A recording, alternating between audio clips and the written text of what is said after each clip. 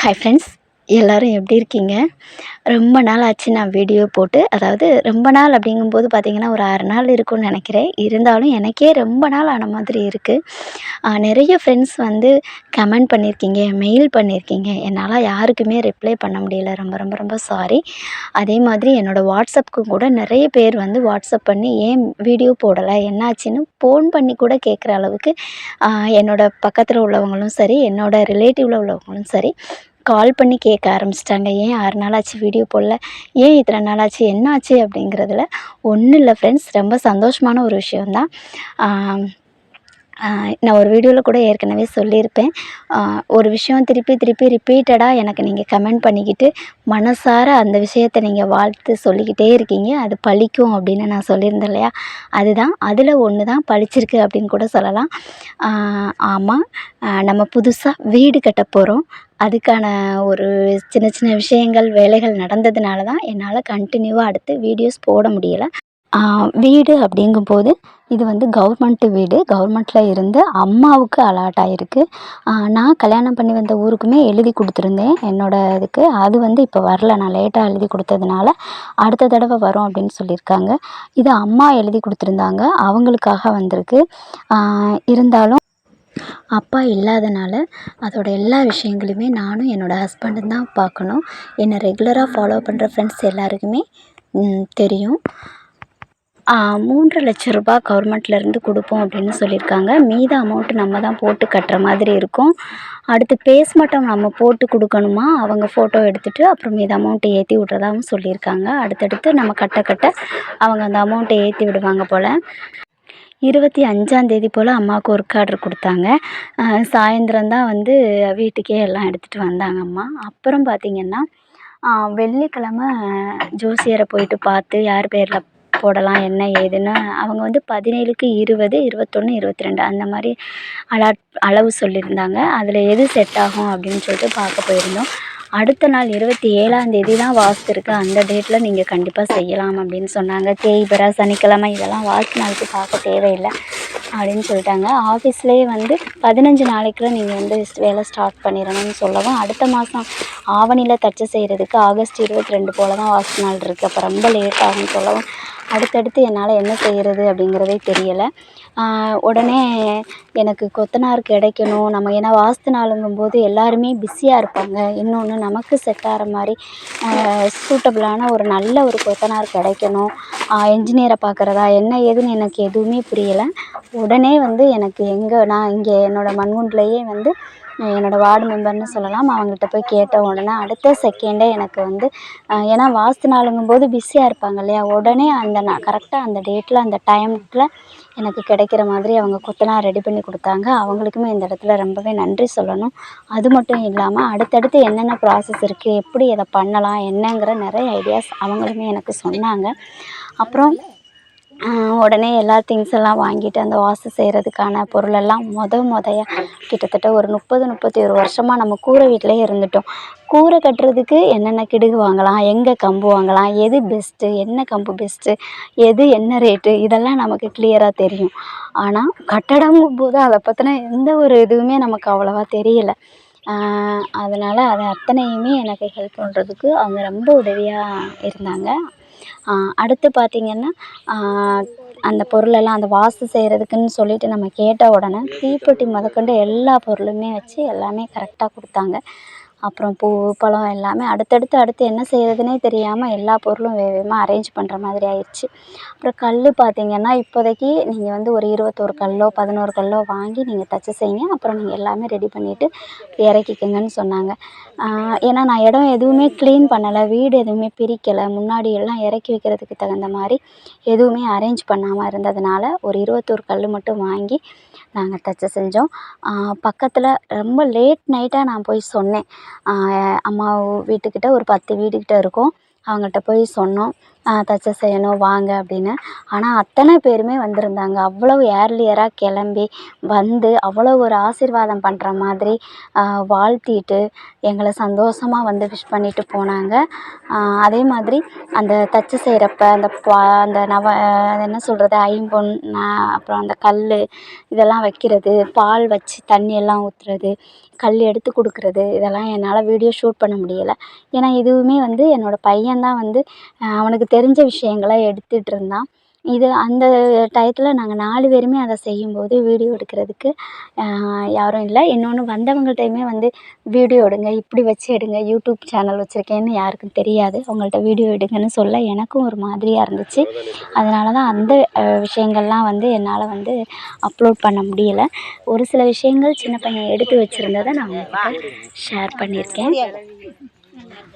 எத்தனையோ வீடு தச்சு செய்கிறத நம்ம போய் பார்த்துருப்போம். ஏன்னா நம்மளை கூப்பிடுவாங்க. நான் போயிருக்கேன், நின்றுருக்கேன், பார்த்துருக்கேன்.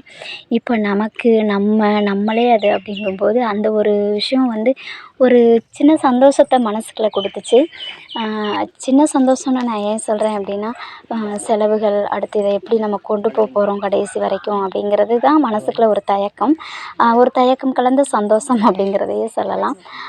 அது மாதிரி நம்மளோட வீடியோஸ் பார்க்குற சப்ஸ்கிரைபர், வியூவர்ஸ் அத்தனை பேருக்குமே எத்தனையோ பேர் வந்து வீடு இல்லாமல் இருப்போம், வாடகை வீட்டில் இருப்போம்.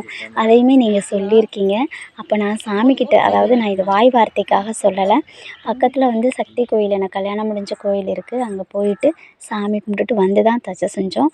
அப்போ சாமி கும்பிட்டு அந்த கடவுளுக்கு நன்றி சொல்ல நான் போயிருந்தப்போ மனசார நான் வேண்டிக்கிட்டேன், நம்மளோட சப்ஸ்கிரைபர், வியூவர்ஸ் அத்தனை பேருக்குமே இப்படி ஒரு வாய்ப்பு, இப்படி ஒரு சந்தோஷம் கிடைக்காதவங்களுக்கு சீக்கிரமாகவே கிடைக்கணும் அப்படிங்கிறத நான் மனப்பூர்வமாக வேண்டிக்கிட்டேன். கண்டிப்பாக ஒவ்வொருத்தருக்கும் சீக்கிரமாகவே அமையும். நீங்கள் எப்படி ஒவ்வொரு விஷயத்துக்கும் என்னை வாழ்த்தி இது நடக்கும்னு எனக்காக வேண்டிக்கிட்டீங்களோ, அதை விட பெஸ்ட்டாக உங்களுக்கு சீக்கிரமாகவே சூப்பராக அமையும். அம்மா மட்டும்தான். அதனால் நம்ம இப்போ வந்து போயிட்டு வந்து பார்க்குற மாதிரி தான் நினச்சிருக்கேன். அங்கேயே இருந்து நம்மளால் இந்த வேலைகள் பார்க்க முடியாது.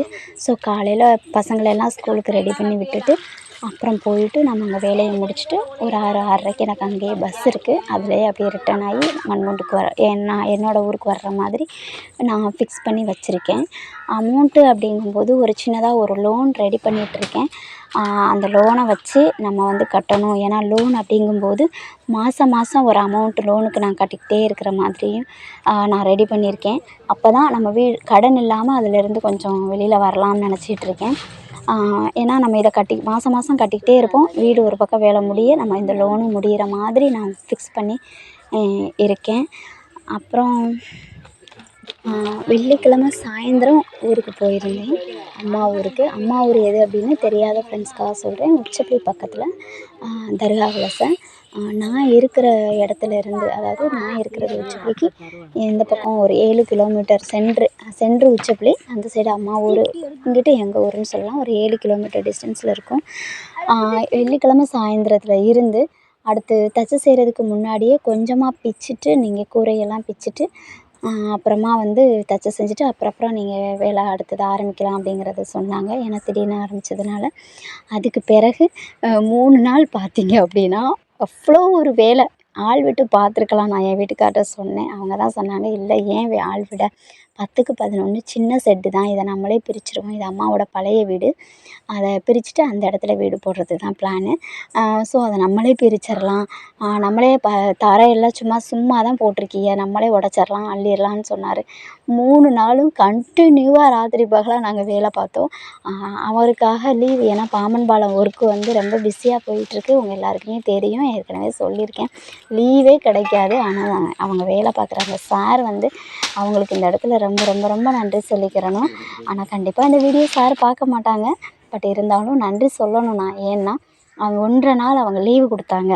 அதுக்குள்ளே அவர் பார்க்க வேண்டிய எல்லா வேலைகளையும் முடித்து வச்சுட்டு போயிட்டாங்க. அப்புறம் அந்த இது அள்ளுறது எல்லாத்தையுமே நான், பெரியம்மா, என்னோடய சித்தி பையன் எல்லாருமே எனக்கு ஹெல்ப் பண்ணாங்க. எல்லா வேலைகளையுமே ப்ராப்பராக முடிச்சுட்டு, ஏன்னா ஆள் விட்டிருந்தேன்னா குறைஞ்சது 2 நாள் ஆயிருக்கும். ஒரு 4 பேராவது விடணும். ஒரு 4000மாவது செலவாயிருக்கும். அந்த செலவுமே எனக்கு மிச்சம் சொல்லலாம். மிச்சம் சொல்கிறத விட திடீர்னு ஆரம்பித்ததுனால என்கிட்ட மாத எண்டில் அந்த பணமும் கிடையாது. ஸோ அப்படியே வச்சு எப்படியோ சமாளித்து வேலையெல்லாம் தொடர்ந்து பார்த்துட்டே இருந்ததுனால எனக்காக வீடியோ போட முடியல. அங்கே உங்களை நான் அதனால தான் வீடியோ என்னால் அப்லோட் பண்ண முடியல.